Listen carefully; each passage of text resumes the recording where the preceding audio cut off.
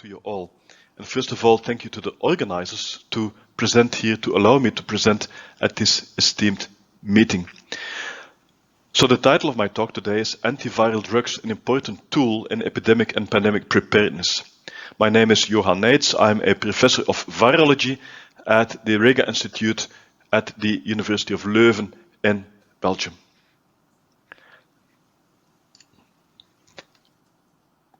For those of you who do not know where Leuven is about 25 miles east of Brussels, and we're located in the Flemish-speaking part of Belgium.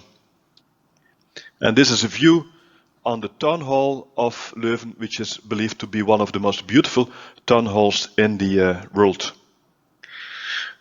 This is a screenshot of the website of my lab. It's easy to remember, www.antivirals.be. And the mission of the lab is to develop antiviral strategies, small molecule antiviral strategies, and vaccines against a range of viruses. As you can see here, different viruses, of which, of course, also the coronaviruses. Now, the Institute has a long tradition and history in the development of antiviral drugs. And more in particular, my mentor, Professor Erik de Klerk, was at the basis of the discovery of tenofovir, together with Professor Antonín Holý in Prague, the Czech Republic. And tenofovir is now the cornerstone of the most widely used fixed-dose antiviral combinations against HIV.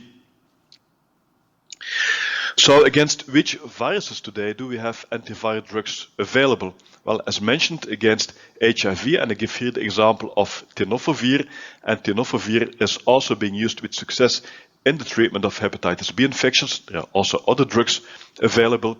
There's also highly potent drugs available to treat hepatitis C infections, and today people with chronic hepatitis C can be treated with highly potent combinations of drugs that cure this chronic hepatitis C within 2 to 3 months.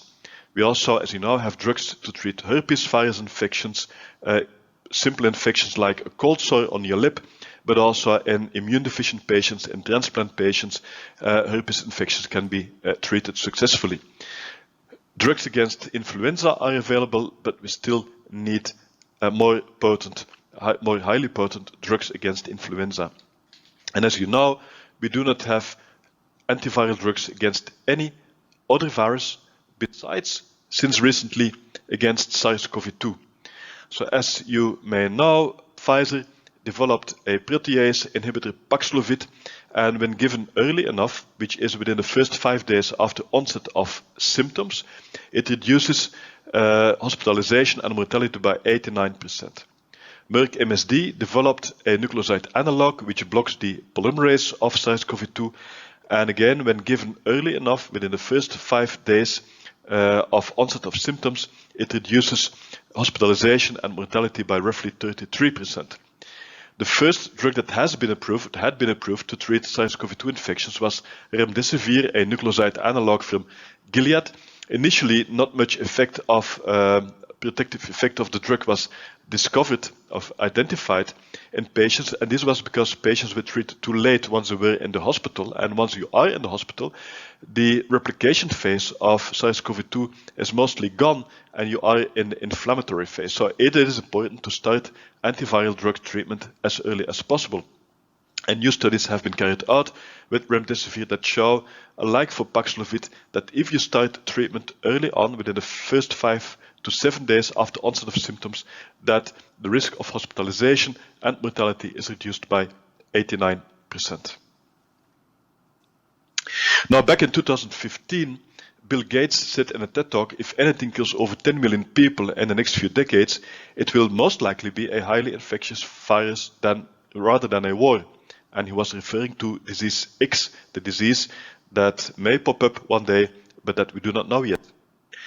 And in fact, this is from Nature, beginning of May, about a month ago.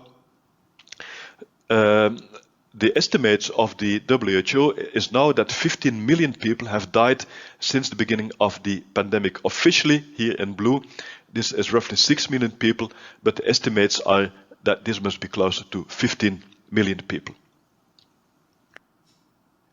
Now on the 20th of September 2019, I was at this conference, at this international symposium in Wuhan, and this was just months before the start of the outbreak in the epicenter Wuhan. And I was explaining that the world is not ready for the next epidemic or pandemic, and that in case a new virus would emerge, that it would take at least a year to have the first vaccines. And we were lucky, and indeed certain companies had vaccines, highly potent vaccines, available within 1 year after the start of the pandemic. But also I said, and this is still the case today, that if a new virus is emerging, it may not always be possible to develop a vaccine. Just think about HIV, which was discovered in 1983, and today we still do not have vaccines against HIV. So what is important is to have broader acting antiviral drugs. For example, drugs that would act against any coronavirus. And that is possible. I will explain